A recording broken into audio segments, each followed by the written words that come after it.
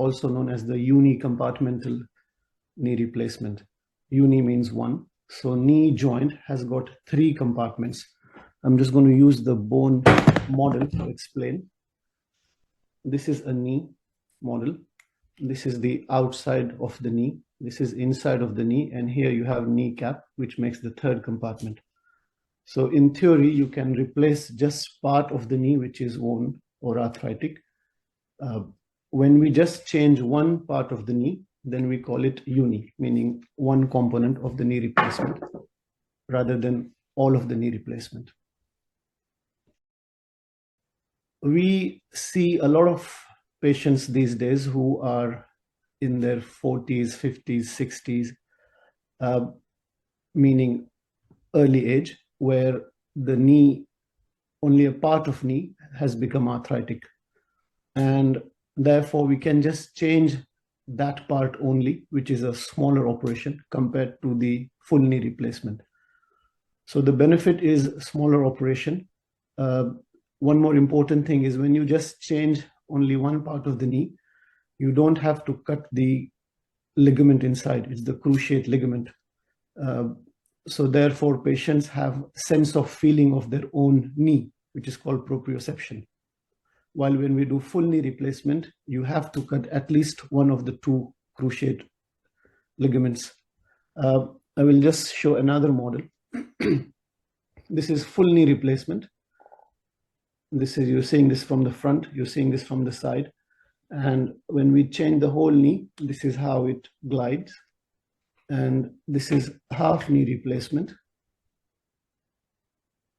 This is from front, this is from side, and this is how it glides. So that ligament is connected here, which you don't have to sacrifice in half knee. Therefore, their flexibility is better. Recovery is a bit faster. You don't have to cut the other half of the knee, which is their natural knee. And because it's a smaller operation, the risks of blood clot, pain management, etc., is all less compared to full knee replacement. The most important criteria is out of 3 parts of the knee, only one part should be arthritic. Other parts should be non-arthritic. Now, a lot of times we make that decision based on clinical examination where patient has pain and plain x-rays. But if uncertain, then we also do MRI scan to check that the other parts of the knee are not arthritic.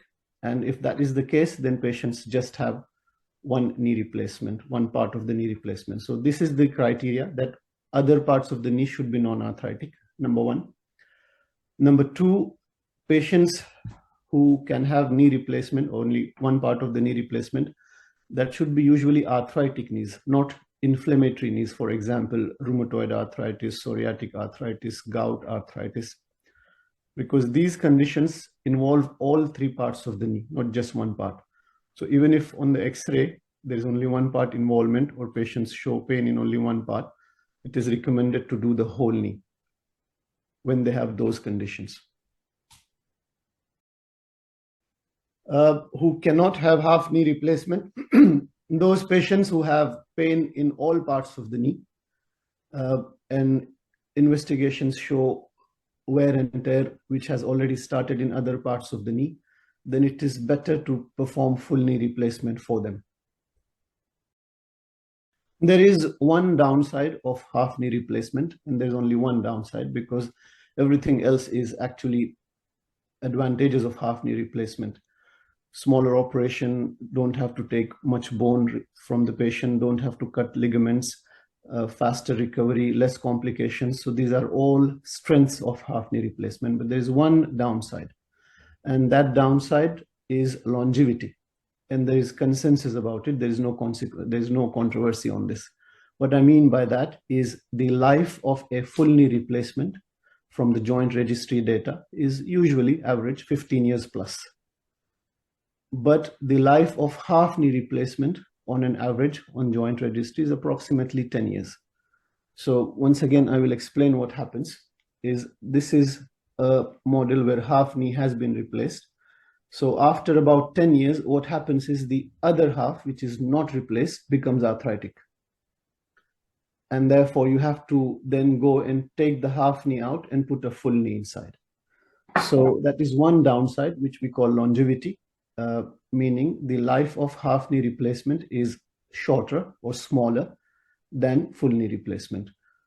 So therefore, in my practice, if the patient is elderly, and I won't put a number on what is elderly, but if the patient has advanced age, then I just prefer giving them only one operation, which I know will last them 15, 20 plus years.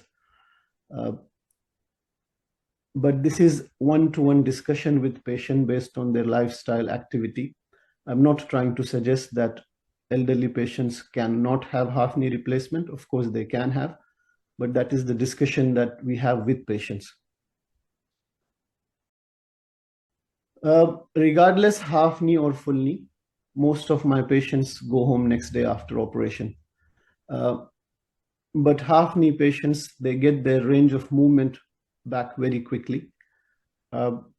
Once done, whether half or full, they straight away are ready to put full weight on it, walk on it, bend, do the exercises. For example, if I operate in the morning, then in the evening they walk with the physios. If I operate in the afternoon, next day they walk with the physios, do the stairs, and less than 24 hours, majority of my patients are ready to go home, assuming medically they are fit. The wound and the healing process does take few weeks.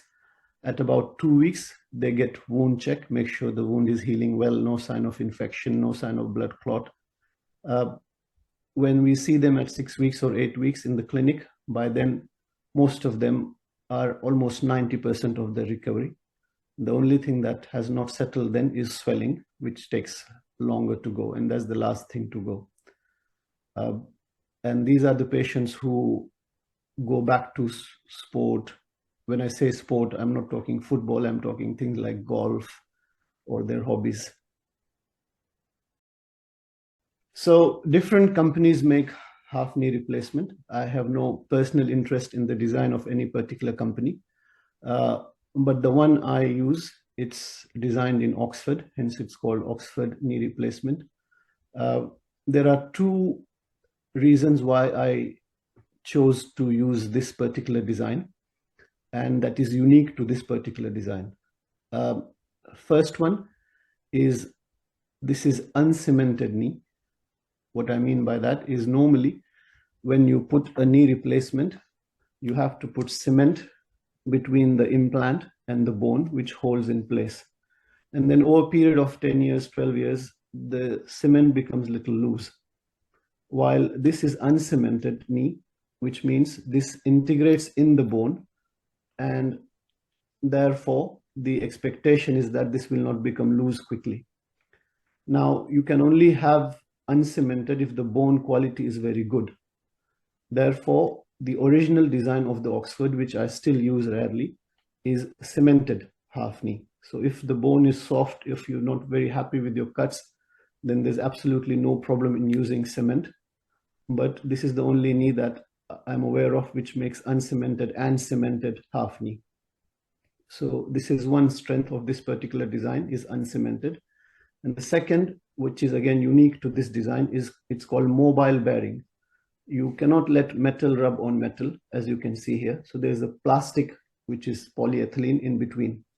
And this polyethylene moves forward and backward as the knee moves. So therefore, what happens is if it's a fixed plastic or polyethylene in one place, then the contact on that part makes that polyethylene or plastic to wear. But because this is moving as the knee moves, the contact also moves. Okay, so this is my rationale for using this particular design, but I'm aware and I would like to emphasize that all the half knee replacements that are used in this country have got very good track record. So there is no downside of any of the knee replacements which are in the market in this country based on the joint registry and the results. But I've just explained why I prefer this particular design over others. The patient from previous sport or injury has got deficiency of the cruciate ligament, then we cannot use this mobile bearing. Then we have to use any other design of half knee replacement. That is one downside of this particular design.